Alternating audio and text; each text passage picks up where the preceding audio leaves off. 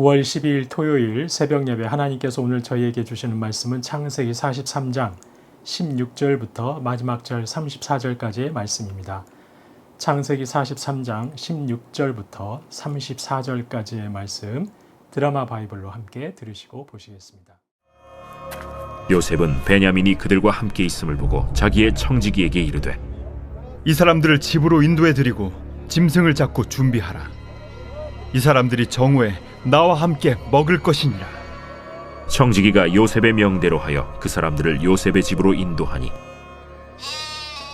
그 사람들이 요셉의 집으로 인도되매 두려워하여 이르되, 전번에 우리 자루에 들어있던 돈의 일로 우리가 끌려드는도다. 이는 우리를 억류하고 달려들어 우리를 잡아 노예로 삼고 우리의 나귀를 빼앗으려 함이로다. 그들이 요셉의 집 청지기에게 가까이 나아가 그 집 문 앞에서 그에게 말하여, 내 주여, 우리가 전번에 내려와서 양식을 사가지고 여관에 이르러 자루를 풀어본즉 각 사람의 돈이 전에 그대로 자루 아귀에 있기로 우리가 도로 가져왔고 양식살 다른 돈도 우리가 가지고 내려왔나이다. 우리의 돈을 우리 자루에 넣은 자는 누구인지 우리가 알지 못하나이다. 너희는 안심하라. 두려워하지 말라. 너희 하나님, 너희 아버지의 하나님이 재물을 너희 자루에 넣어 너희에게 주신 것이니라. 너희 돈은 내가 이미 받았느니라 하고 시므온을 그들에게로 이끌어내고 그들을 요셉의 집으로 인도하고 물을 주어 발을 씻게 하며 그들의 나귀에게 먹이를 주더라. 그들이 거기서 음식을 먹겠다 함을 들었으므로 예물을 정돈하고 요셉이 정오에 오기를 기다리더니 요셉이 집으로 오매 그들이 집으로 들어가서 예물을 그에게 드리고 땅에 엎드려 절하니 요셉이 그들의 안부를 물으며 이르되, 너희 아버지 너희가 말하던 그 노인이 안녕하시냐? 아직도 생존해 계시느냐? 주의 종 우리 아버지가 평안하고 지금까지 생존하였나이다. 하고 머리 숙여 절하더라. 요셉이 눈을 들어 자기 어머니의 아들 자기 동생 베냐민을 보고 이르되, 너희가 내게 말하던 너의 작은 동생이 이 아이냐? 소자여, 하나님이 내게 은혜 베푸시길 원하노라. 요셉이 아우를 사랑하는 마음이 복받쳐 급히 울 곳을 찾아 안방으로 들어가서 울고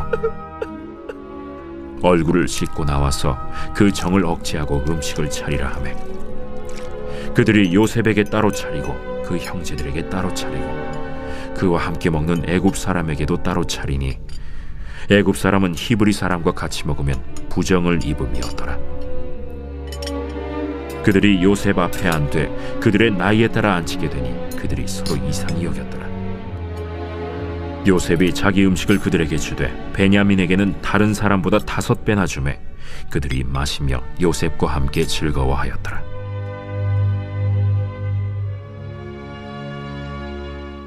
어제 저희가 함께 묵상했던 말씀처럼 야곱의 아들들은 마침내 베냐민을 데리고 다시 애굽으로 내려가 애굽의 총리 앞에 섰습니다. 애굽의 총리인 요셉은 형들이 베냐민을 데려온 것을 확인하고 형들을 자신의 집으로 초대합니다. 함께 식사를 하고자 형들을 모셔갑니다. 그러나 요셉의 존재를 알 리 없는 요셉의 형들은 불안을 떨칠 수 없었습니다. 그들이 알기로 애굽인들은 이방인들과 함께 식사하는 것을 매우 부정한 것으로 여기고 있었는데 같이 식사를 하자고 하니 이상한 생각이 들 수밖에 없었던 것입니다. 더구나 이전의 일을 떠올려 보니 그들은 더욱 두려움에 사로잡힐 수밖에 없었습니다. 지난번 총리에게서 곡식을 사고 분명히 값을 지불했는데 어찌된 일인지 양식 값이 자신들의 자료에 그대로 있었던 것이죠. 그때 그들은 얼이 빠진 사람들처럼 떨면서 한탄만 하다가 집으로 돌아갔었습니다. 그 일을 떠올리며 이제 총리가 자신들을 도둑으로 몰아 모두 노예로 삼으려 하는 것은 아닌지 불안을 떨칠 수가 없었던 것입니다. 그래서 총리의 청지기를 붙들고 지난번 곡식값 문제를 서둘러 해명하기 시작합니다. 사실 그 돈 우리가 훔친 것이 아니라고. 누가 그랬는지 모르겠는데 우리는 절대 그 돈을 우리 자루에 넣지 않았다고. 그 돈 그대로 우리가 다시 가져왔다고. 이번에 살 양식의 값도 따로 챙겨왔다고 간곡하게 해명합니다. 그런데 요셉의 형들이 설명하는 오늘 본문을 잘 보시면 이들이 한결같이 우리라는 표현을 쓰고 있는 것을 볼 수 있습니다. 이전에 이들은 총리 앞에서 말할 때 우리라는 표현을 사용한 적이 없었습니다. 즉 형제들 간의 연대 의식이 없었던 것이죠. 함께 살고 함께 책임지겠다는 우리라는 인식이 없었던 것입니다. 하지만 오늘 본문에 보면 야곱의 아들들은 우리라는 표현을 11번이나 사용합니다. 이제 더 이상 자신들은 서로 나뉘어져 있지 않고 모두가 한 마음으로 연합된 한 형제라는 의식으로 강하게 연대하고 있음을 나타내고 있는 것입니다. 우리를 오해하여 노예로 삼으려 하는 것 같은데 우리는 이제 한 마음과 한 뜻이 되어 이 위기를 극복해 갈 것이라는 강한 의지를 드러내고 있는 것입니다.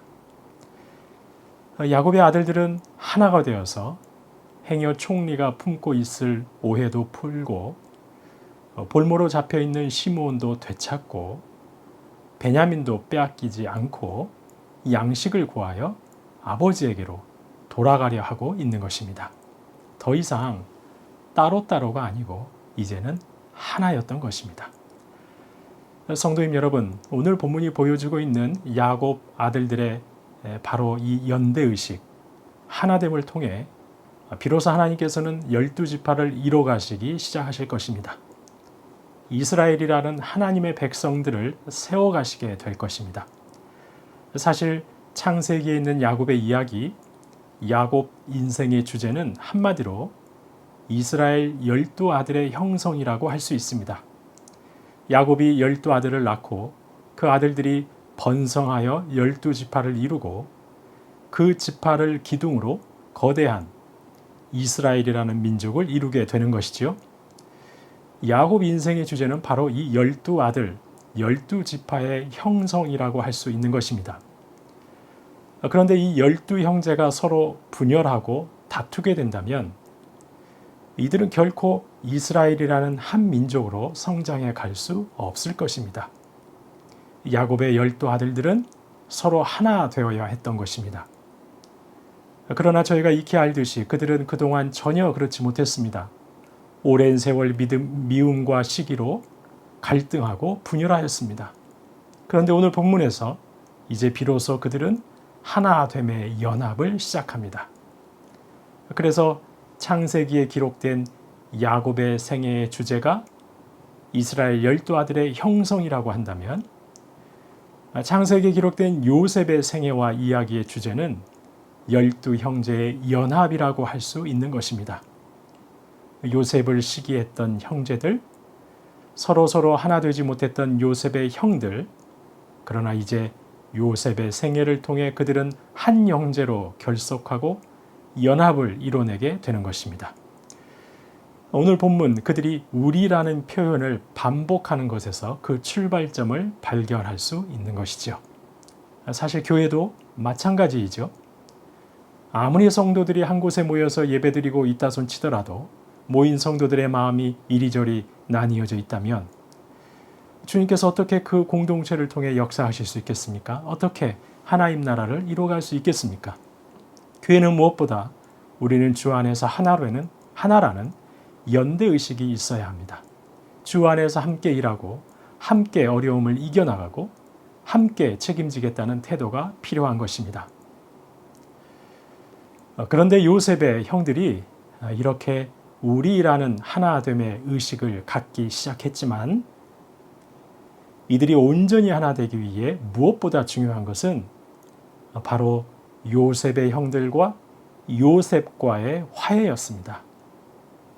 그리고 사실 그 화해는 요셉의 몫이기도 했습니다. 결국은 요셉이 그 앙금을 풀어야 했던 것이죠.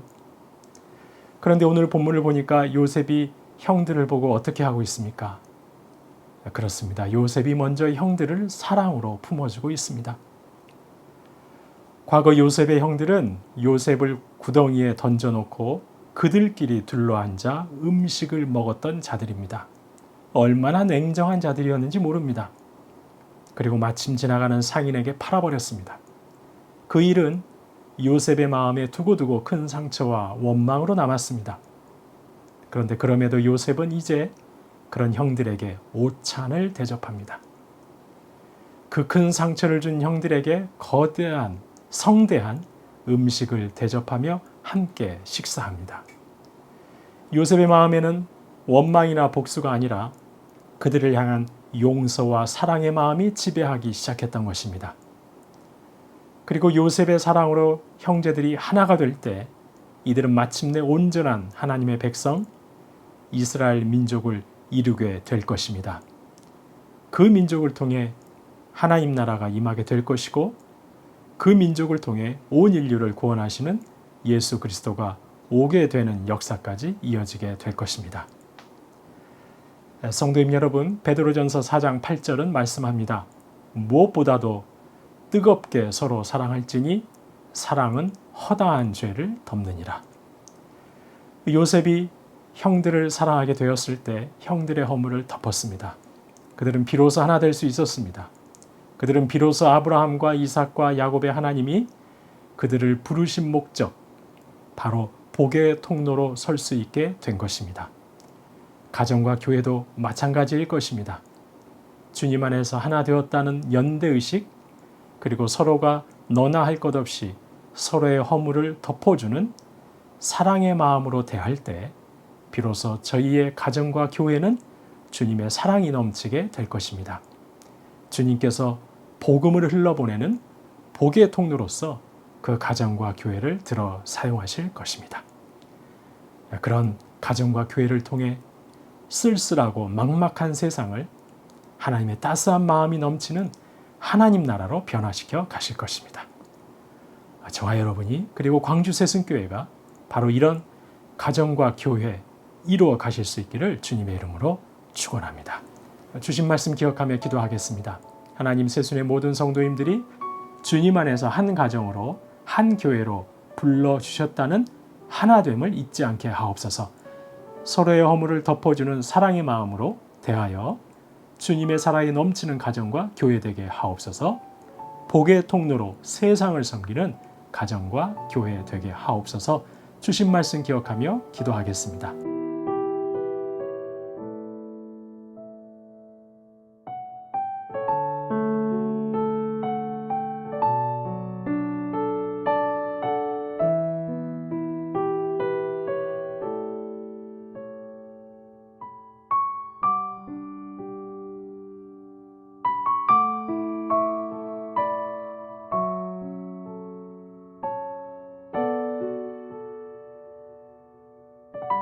나라와 민족을 위해서 기도하겠습니다. 하나님, 길어지고 있는 사회적 거리두기 때문에 경제적으로 정서적으로 힘겨운 분들에게 교회가 소망이 되고 힘이 되고 격려가 되는 역사가 있게 하옵소서.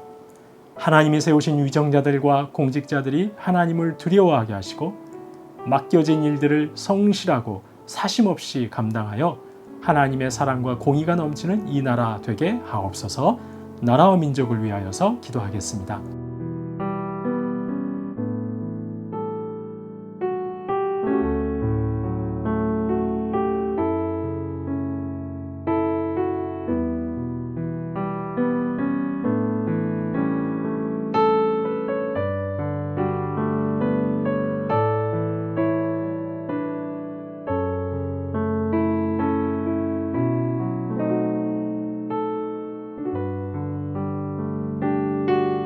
교회를 위해서 기도합니다.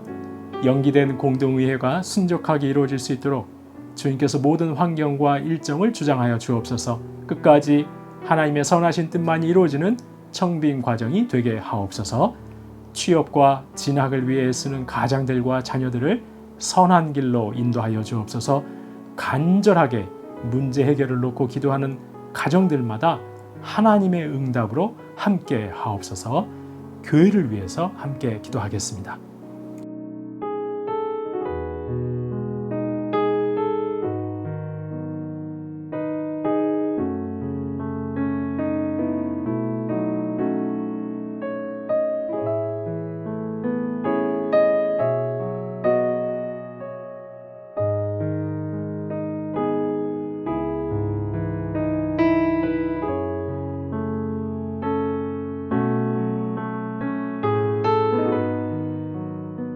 마지막으로 선교사님과 환우들을 위해서 기도합니다. 오늘 토요일은 시국의 연미족 정부흥 선교사님을 위해서 기도합니다. 안식년을 맞아 온 가족이 건강을 회복하고 쉼을 누리게 하옵소서. 선교지에서 만난 영혼들이 모두 예수님을 만나는 역사가 있게 하옵소서.